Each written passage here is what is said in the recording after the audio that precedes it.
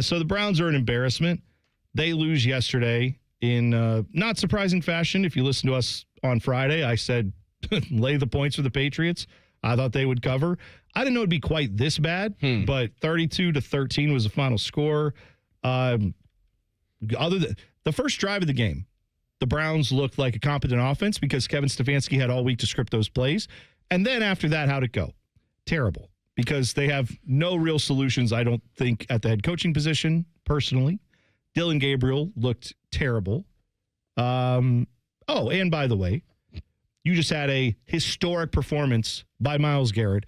5 sacks. 5 quarterback sacks in this game. Completely wasted. Nobody even talking. That should be the story out of this weekend, shouldn't it? Not even going to be talked about. Nope. They're not even going to bring it up because why would you?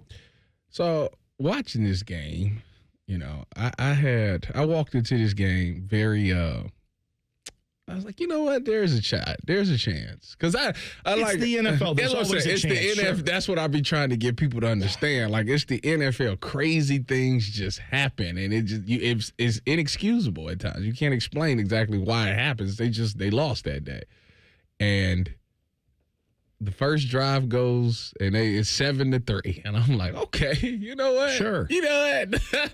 They look all right. Defense is playing well. Offense seems to be moving the ball a little bit. Got down the field, was able to score. Okay, I see it. Yeah. Smith misses the field goal, and I'm like, all right, that's not. It's like 7-6 at the moment. So I'm like, okay.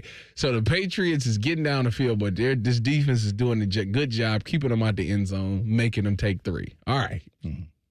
We get to halftime. It's 9-7. And I said, all right, there you go. Got through the first half, 9-7. I'll take that. The Browns is in this thing. And I don't know what happened in that third quarter. But all I know is Drake May got to cook it. And I'm just sitting there like, we can't stop nothing. Then what made it worse, when Tyson Campbell went out, I knew that they were going to go at this other corner because that's what you're supposed to do. This corner hasn't been in the game the entire game. He coming in and he's fresh. Oh, right now. And Kayshawn Booty touchdown. And I'm just like, No. And it's crazy because a lot of the things that we talked about in the offseason with the Browns, it's all coming back. And it's just sick to me that as a person on the outside looking in, you can see how something could potentially become a problem. And the fact that they don't do anything to address it bothers me. Like, you knew the depth of the corner position. I screamed about it the moment Martin Emerson went down. I kept talking about the depth of the corner room. I said, you got Genu, Denzel. But the thing about Denzel is, he's going to miss a game. So who is that other guy that's going to step in? They never got that other guy. No. So when Tyson Campbell goes out, this is going to happen. So I thought that the pass rush was great. Obviously, Myles getting 5 sacks. I mean, that's great, but our secondary kind of fell apart in the second half. I mean, what they put a lid on a lot of stuff in the first half. In that second half, they started to give up a lot. And that's what allowed Drake May to get down the field and allowed him to score. So, and in offense, yeah, that's dude. I don't even know what they do. Well, I don't know what they. To your point, it is so sad because like we doing the post game show, and I'm very level headed after the game, and people's calling in, and the number one thing is we're done with Dylan Gabriel, and Kevin Stefanski either should give a play calling or they should fire him. And in that moment, I'm level-headed. I'm like, that's not fair. Dylan Gabriel's been in for 4 games. He's young. There's not that many quarterbacks that come in and just kill it right away. Like, it's very rare. And after driving home and sleeping on it, I've come to the conclusion, I'm with the fans. I'm done with Dylan Gabriel. Yeah, right.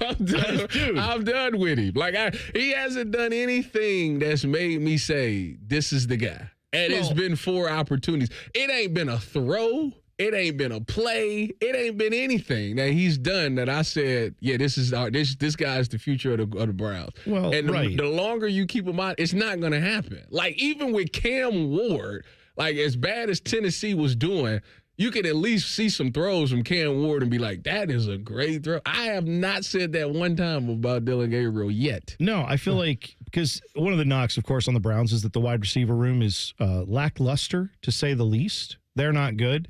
If he was putting it on guys and it was constantly like they're open, it's hitting their hands, or even if they're not open, but he's throwing them open, he's putting the ball in good spots, and they're dropping the passes, then I don't care about his completion percentage or any of that because that's not always on the quarterback. But that's why those stats can sometimes be a little misleading, too, is if you have great receivers who catch anything within like a 6-foot radius of them, that can hide quarterback play that's not elite, right? And in Dylan Gabriel's case, it's the opposite, where it's not even that his receivers aren't making plays for him. He's not giving them a chance to make the plays. And then occasionally when they are surprised that the ball is actually where it's supposed to be, yeah, they drop them.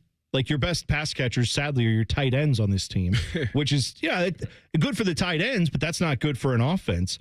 This is a poorly constructed offense. This is a team that I don't think has a head coach who should be calling plays because I think other than the scripted plays, that's about all he can do.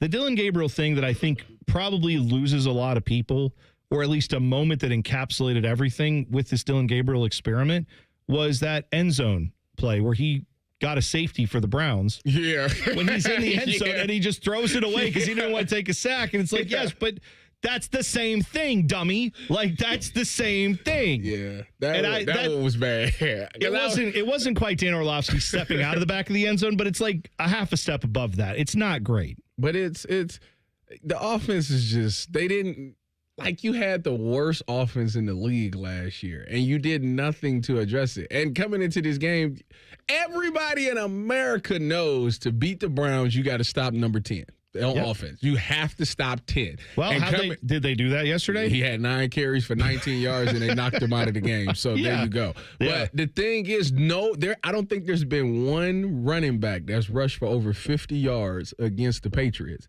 So going into this game, you knew you knew you was going to have to throw the ball to win the game. Yeah. Like, you knew that Quinshawn wasn't going to have this big game. Like, you wanted it to happen. It would have been nice, but the Patriots was saying, somebody else is winning the game. It ain't going to be number 10. And you see nobody really stepped up. No, and again, this is an offense that, hey, maybe we should get the ball in his hands a little bit outside, like try to throw like a little bit of some kind of action where we're getting him play action, getting him rolled out, different things like that, trying to get Quinshawn in space, things like that might have been better. Either way, the point is the personnel on this Browns team does not warrant anybody giving anyone else attention than basically the guy in the backfield and your tight ends. So the Patriots are able to focus on that, and sadly, that's where you're at now, is you have a quarterback who can't really hit guys when they're open, who makes a bad decision like that safety, which the game was already out of hand, but it just... The interception he threw that almost was a pick six. Right. He was behind on David Njoku on that play. You know, they most explosive play came from Malachi Corley. I know. The wide receiver. So terrible. On a jet sweep. Which was a fun little play, but again, it's like Mike Vrabel even said after the game, it's like, yeah, other than their little gimmicky things they threw at us, nothing really faced us, and our defense locked in and played great, and they did. But yeah, 21 third quarter points. That also, we can talk. The offense bad. Defense should not be doing that either. It's just at some point, I don't blame the defense when the offense gives you like no hope, and you basically know we have to stop this team and shut them down for 4 quarters, keep them under 20 points because there's no way our offense is scoring 3 touchdowns, and yet again. That proved to be true yesterday. I feel like we can't go this whole break without hearing from Kevin Stefanski. We need to play better. Thank you. Oh, yeah, by the way, he already said we have a bye week this week, but don't worry, Dylan Gabriel locked in as the starter 2 weeks from now. What? Why? Nobody's job should be locked in. What the hell are we talking Myles about? Garrett's. It's so stupid. So stupid. And yet this organization... We got to pray for a trade. Like, it's got to be some... I don't know where this Garrett Wilson thing came from, but that was like the hot topic last. What's that? Why? Yeah, let's trade away actual stuff to get a guy that... I'd love to have him, but... To what? Have him go out there and then also not get the ball thrown to him? Also not get schemed open? Also not have a quarterback who can hit it? Whatever. They say the same thing going on with the Jets. No, I'll tell you what. Jets looked pretty good yesterday. The Bengals are an embarrassment, too. We'll talk about them next. T-Bone and Tyvis on The Fan.